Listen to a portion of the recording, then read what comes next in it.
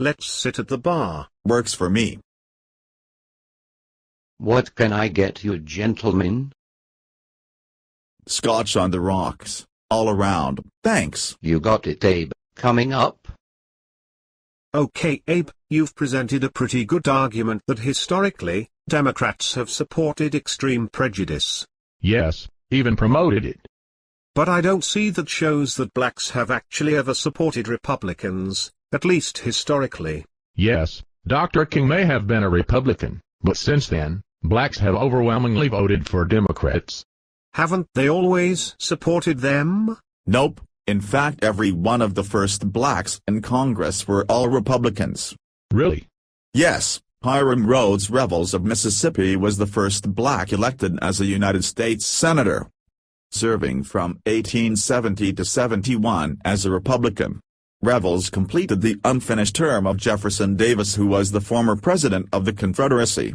He was followed in the Senate by Republican Blanche K. Bruce, also of Mississippi, and Joseph Rennie of South Carolina was the first black to enter the House of Representatives, and was Republican also. So not only were the first blacks in Congress Republicans, they were also from southern states? Absolutely, but that's only the beginning. Besides Hiram Revels and Blanche Bruce, there were 21 other black representatives elected during the Reconstruction era, and every one of them were Republicans.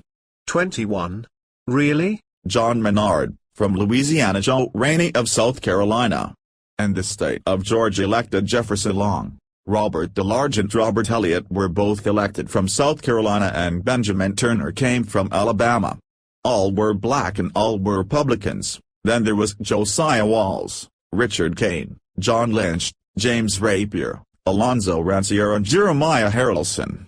All black, and once again, every one of them, Republican. That was between 1842 and 46. Didn't you say there were 21 elected during Reconstruction? Yes, then there was John Hyman from North Carolina, Charles Nash from Louisiana and Robert Smalls of South Carolina.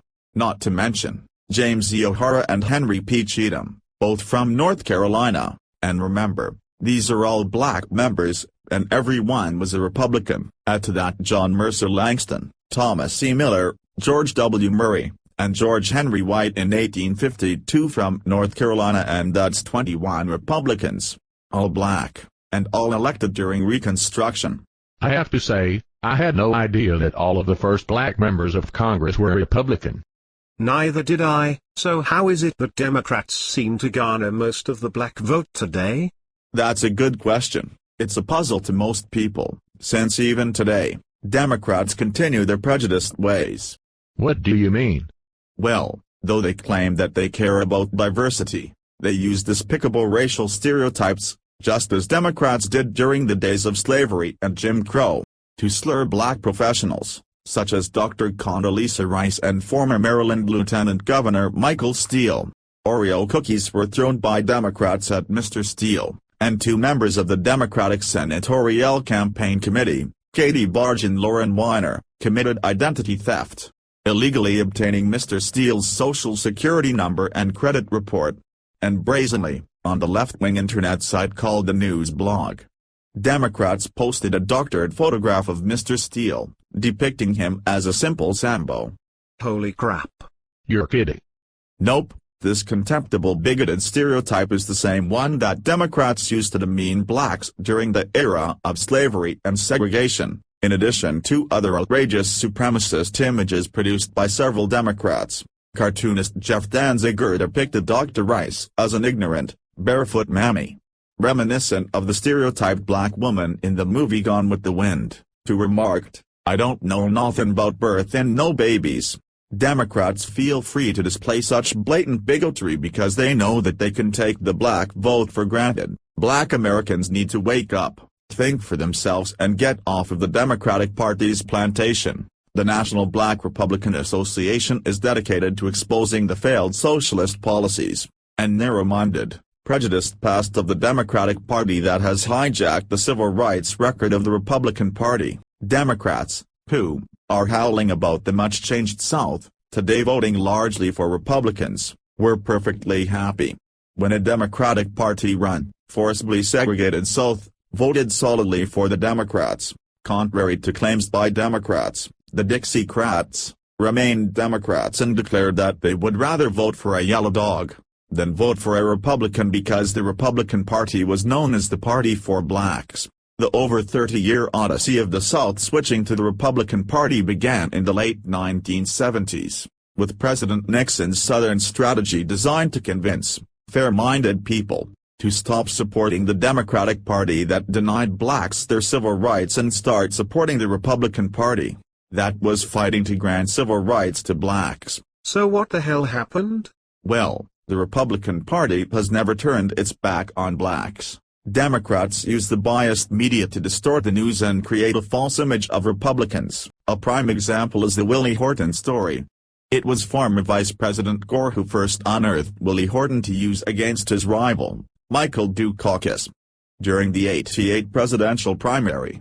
But Gore was given a pass for using him the same way, against Dukakis during the primary, but the mainstream media bashed George Bush for using him against Dukakis during the general election. Inner-city minister, Reverend Wayne Perryman, wrote a book, Unfounded Loyalty, based on his 5 years of research and sued the Democratic Party, demanding an apology for their 150-year history of extremist racism based on the Democratic Party. States' rights claims. The Democrats admitted their racism under oath, in court, but refused to apologize, because they know that they can take the black vote for granted. Today, the failed socialist policies of the Democrats, who have been running our inner cities for the past 30 to 40 years, have turned our inner cities into economic and social wastelands.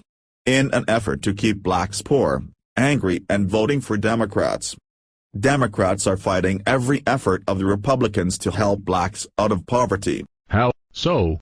Yeah, what is it they do? Democrats opposed welfare reform in the 90s, then blocked extension of federal welfare reform in April 2004. It took Republicans until 2005 to finally get welfare reform reenacted. Democrats are opposed to school choice opportunity scholarships that would help black children get out of failing schools. Why on earth would they want that? Yeah, that's insane. That's easy, because there is nothing more dangerous to the Democratic Party than a well-educated informed black voter. Democrats are opposed to Social Security reform even though blacks on average lose $10,000 in the system because blacks have a 5-year shorter life expectancy than whites. Democrats are crying loudly for an increase in the minimum wage, yet the Democrats, using bogus excuses, blocked the minimum wage bill passed by House Republicans in 2006. Democrats are more interested in keeping the minimum wage issue alive as a political hammer than they are in making life better for poor black people. Well, I'm just stunned. I had no idea. Neither did I, but I have a feeling there's more to this story that you haven't told us yet. Oh, quite a lot more, but let's go on over to the park. It's a nice night. I'll continue the story there.